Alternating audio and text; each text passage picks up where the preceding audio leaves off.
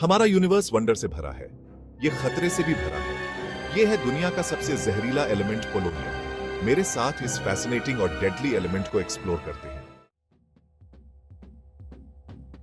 Periodic table, ये हमारे universe के बिल्डिंग ब्लॉक्स का नक्शा है। हर एलिमेंट की अपनी कहानी है, अपने यूनिक प्रॉपर्टीज हैं। गौर से देखो और आपको पोलोनियम मिलेगा। इसका सिंबल पीओ है और इसका एटॉमिक नंबर 84 है। चार्ट पर इसकी छोटी सी जगह देखकर धोखा मत खाना। यह एलिमेंट बहुत पावरफुल है।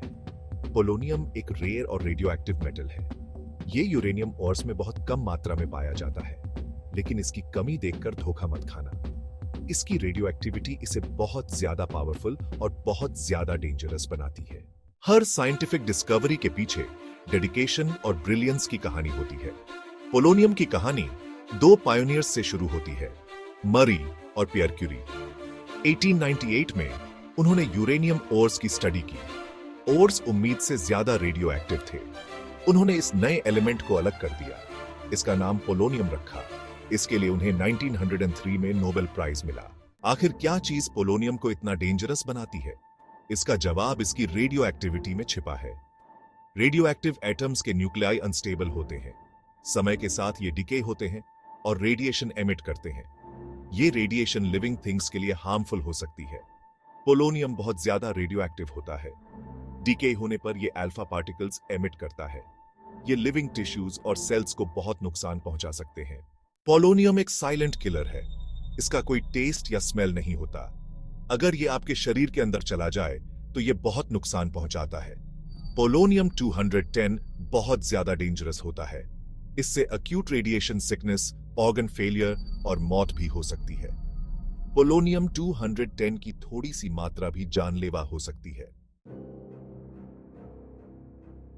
पोलोनियम के डेडली इफेक्ट सिर्फ थियोरेटिकल नहीं है। 2006 में एक farmer Russian intelligence officer Alexander Litvinenko को पोलोनियम 210 देकर जहर दिया गया था। कुछ हफ्ते बाद ही उसकी डेथ हो गई। इस केस ने पूरी दुनिया को हिलाकर रख दिया और एक वेपन के तौर पर पोलोनियम की भयानक क्षमता को उजागर किया। लिट्विनेंको की डेथ पोलोनियम के खतरों की एक कड़वी याद दिलाती है। इसने दिखाया कि इसका इस्तेमाल कितनी आसानी से नुकसान पहुंचाने के लिए किया जा सकता है। इसने इस एलिमेंट को हैंडल करते समय केयरफुल हैंडलिंग और स्ट्रिक्ट सेफ्टी मेजर्स की इंपॉर्टेंस पर भी जोर दिया। अपने डेडली नेचर के बावजूद पोलोनियम के कुछ प्रैक्टिकल एप्लीकेशंस हैं। न्यूक्लियर रिएक्टर्स में इसका इस्तेमाल न्यूट्रॉन सोर्स के रूप में किया जाता है। इसका इस्तेमाल एंटी स्टैटिक डिवाइसेस में भी किया जाता है, जैसे फोटोग्राफिक फिल्म और इंडस्ट्रियल इक्विपमेंट में पाए जाते हैं। हालांकि इन एप्लीकेशंस को केयरफुली कंट्रोल किया जाता है। पोलोनियम से जुड़े रिस्क्स का मतलब है कि इसका इस्तेमाल लिमिटेड स्पेशलाइज्ड इंडस्ट्रीज और रिसर्च फैसिलिटीज तक ही सीमित है।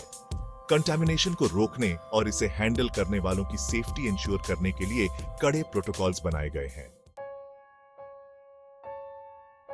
पोलोनियम के साथ काम करने के लिए बहुत ज्यादा सावधानी बरतने की जरूरत होती है। इस एलिमेंट को हैंडल करने वाले साइंटिस्ट्स को स्पेशल ट्रेनिंग लेनी पड़ती है। वो सिक्योर लैबोरेटरीज में काम करते हैं, जहां स्ट्रिंजेंट सेफ्टी प्रोटोकॉल्स का पालन होता है। कंटामिनेशन को रोकने के लिए प्रोटेक्टिव गियर, जिसमें ग्लव्स, रेस्पिरेटर्स और फुल बॉडी सूट्स शामिल हैं, बहुत जरूरी है। इन प्रिकॉशंस के बावजूद एक्सीडेंट्स हो सकते हैं। पोलोनियम एक्सपोजर के कॉन्सिक्वेंसेस बहुत ज्यादा सिवियर हो सकते हैं। ये एक कड़वी याद दिलाता है कि कुछ एलिमेंट्स फैसिनेटिंग होने के बावजूद हमारे अटमोस्ट रिस्पेक्ट और केयरफुल मैनेजमेंट की मांग करते हैं। पोलोनियम की हमारी एक्सप्लोरेशन, वंडर और डेंजर दोनों से भरे यूनिवर्स को दर्शाती है। यह साइंटिफिक डिस्कवरी की पावर और हमारे वर्ल्ड को बनाने वाले एलिमेंट्स को समझने की इंपॉर्टेंस पर प्रकाश डालती है।